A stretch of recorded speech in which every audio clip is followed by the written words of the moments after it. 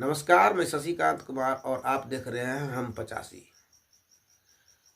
85 पर 19 अक्टूबर को एक समाचार आया था, एक खबर आया था कि जयप्रकाश की बसपा में वापसी। कुछ लोगों ने इस खबर का खंडन किया था और मैं केवल नहीं दिखाया था, और भी लोगों ने दिखाया था। लेकिन कुछ लोगों ने कहा था कि ये केवल व्यूज बटोरने के लिए दिखाया गया खबर है।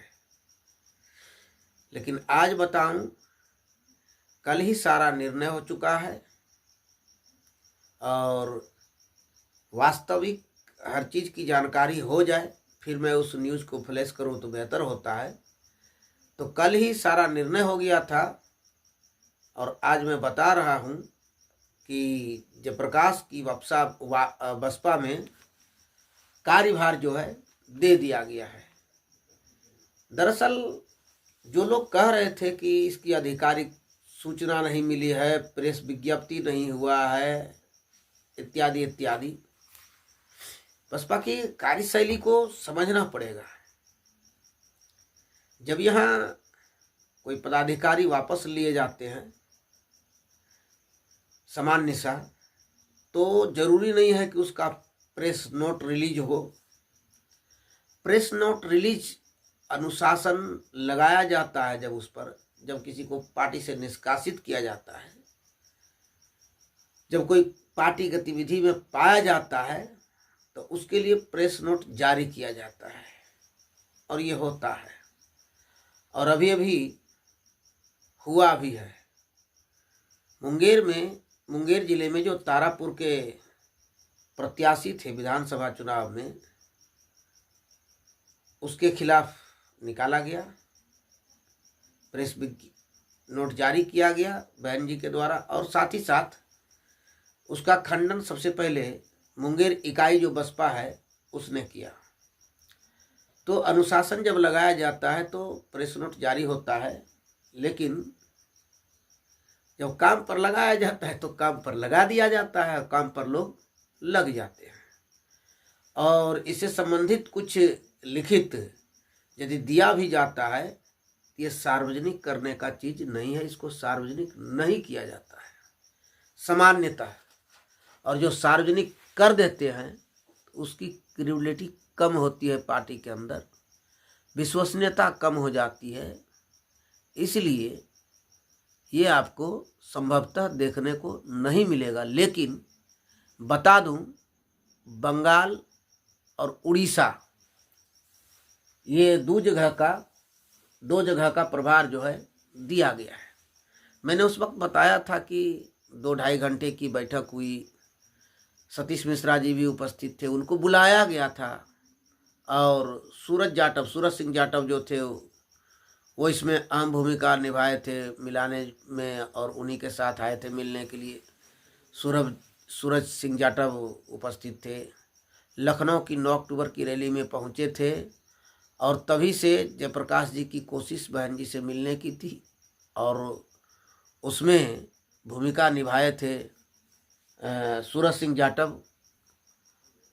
तो उस वक्त तो लोगों ने कहा कि ये केवल व्यूज बटोरने के लिए है, ये है वो है, कुछ भी बोला। किसी ने तो यह भी कहा कि मैंने फ़ोन लगाया तो जयप्रकाश ने क्या कहा सुनिए। अरे तो भाई, जयप्रकाश जी को उस वक्त पदभार नहीं मिला था कि आपको कहाँ जाना है। बातचीत हुई, अच्छा ठीक, ओके, कहने का मतलब बातचीत हुई, अब उस पर मंथन किया जाएगा, डिसीजन दिया जाएगा। लेकिन जिनको वापस करने का होता है उन्हीं को बहन जी बुलाती है मिलने के लिए, और मिलने का समय देती है, बुलाती नहीं है। ऐसा हम नहीं कर सकते हैं, क्योंकि प्रयास जयप्रकाश जी ने किया था और उनको मिलाने के लिए सूरज जी गए थे। तो सूरज जी के प्रयास से जयप्रकाश जी वहाँ मिल सके बहन जी से।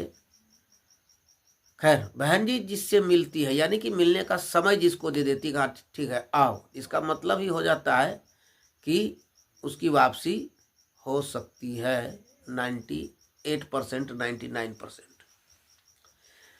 थोड़ी मोड़ी बातें कुछ रहती है अंदर में सोच विचार करने का, तो वो सोच विचार करने का कुछ समय लिया जाता है पार्टी के अंदर, और लोकतंत्र है, बहुत सारी बातें होती है, इंटरनल होती है।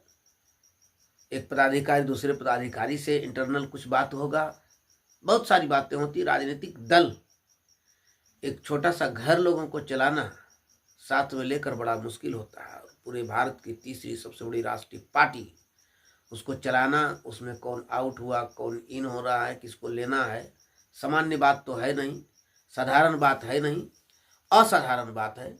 और असाधारण बात को तुरंत फ्लैश नहीं किया जाता है। तो बहन जी ने तुरंत उस वक्त फ्लैश नहीं की थी। आज भी बहन जी ने कोई प्रेस बुला करके ये नहीं कहा कि मैं उसको वापस कर रहा हूँ, उसको माला पहना रहा हूँ, पटका डाल रहा हूँ, ऐसा कुछ नहीं है। लेकिन उनको प्रभार दे दिया गया। और ये प्रभार देने की बात जो हुई, बिहार की ही रैली में ये सारी बातें हो गई थी, और यहाँ के वरिष्ठ लोगों को कहा गया आइए प्रभार दिया जाएगा। तो ये तय हो गया था यहाँ की रैली में ही, और गए। लालजी मेधांकर जो हैं अभी बिहार, बंगाल, उड़ीसा, झारखंड ये सब देखते हैं। बिहार भी आना होता है। तो जयप्रकाश की जिम्मेवारी दी गई है, और जयप्रकाश जी पहले भी लालजी मेधांकर के साथ काम करते थे, और आज भी जो जगह मिला है उड़ीसा और बंगाल का प्रभारी बनाया गया है जयप्रकाश जी को, वहाँ पर लालजी मेधांकर पहले से हैं और कोऑर्डिनेटर के तौर पर काम कर रहे हैं, नेशनल कोऑर्डिनेटर के तौर पर।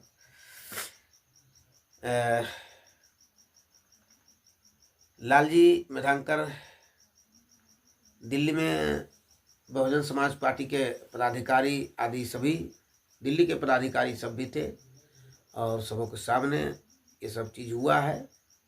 और यह स्पष्ट होता है फेसबुक पोस्ट जो जयप्रकाश जी का है, बीएसपी जिंदाबाद आदि आदि। देखिए मैं लगाता हूँ उसको, आपको स्क्रीन पर दिखाई देगा। और उस पोस्ट के ही साथ साथ और भी बातें हैं। उनका एक तस्वीर है सबके साथ, वो तस्वीर बयां कर रहा है कि जयप्रकाश जी की बसपा में वापसी हो गई है, और उनको उड़ीसा और बंगाल का प्रभार दिया गया है। लालजी मेधांकर उड़ीसा, बंगाल, झारखंड के पहले से हैं, प्रभारी हैं, और ये तीनों राज्य में काम कर रहे हैं कोऑर्डिनेटर के तौर पर, राष्ट्रीय कोऑर्डिनेटर के तौर पर। और पहले भी मेधांकर जी के साथ उन्होंने काम किया है, मेधांकर जी के अंदर में। तो अच्छा है, एक दूसरे का हाथ लगेगा। लेकिन सवाल ये उठता है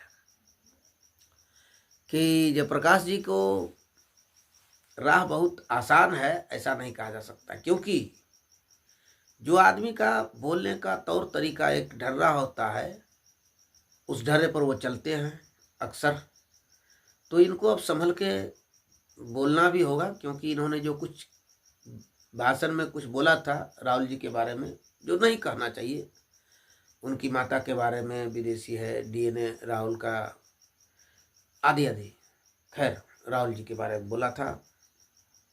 तो बोले थे, बहन जी को नागवार गुजरा, उन्होंने पार्टी से उनको बर्खास्त कर दिया था।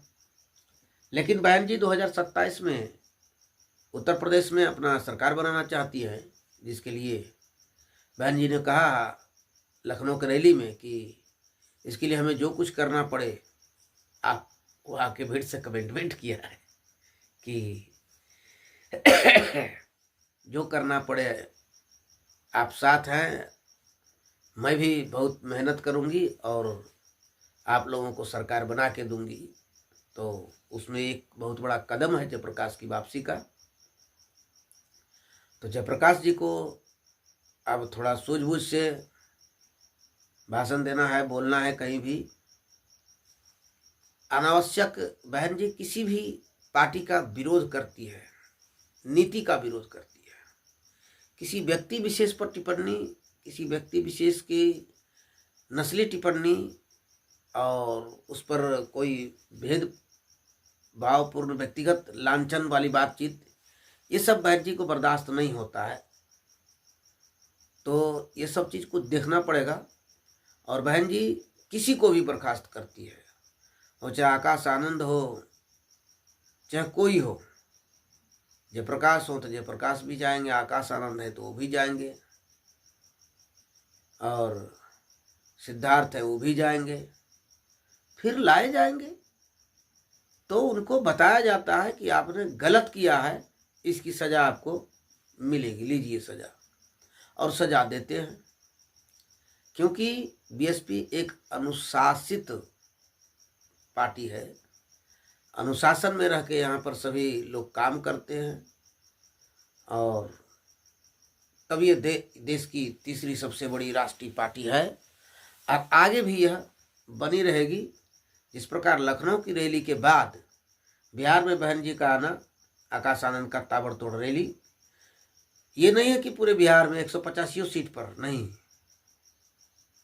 जहां ऐसा लग रहा है कि हम निकल सकते हैं, जहां हमारी आवश्यकता है तो हर जगह आवश्यकता है, लेकिन शक्ति को केंद्रित करके एक जगह खर्च किया जाता है तो वहां से कुछ रिजल्ट आता है। इसलिए बहन जी ने आकाश आनंद जी को उस जगह पर रैली करने के लिए कहा। आकाश आनंद जी का रैली फिर से चालू हो गया है, बहन जी आ चुकी हैं, फिर आने वाली हैं, और इस प्रकार से बहन जी यहाँ पर समय दे रही है, और आकाश आनंद जी भी समय दे रहे हैं।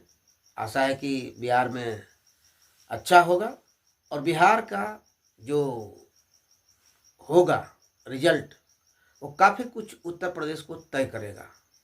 बिहार में यदि पिछला रिकॉर्ड टूटता है तो फिर एक नया रिकॉर्ड उत्तर प्रदेश में बने। आप लोग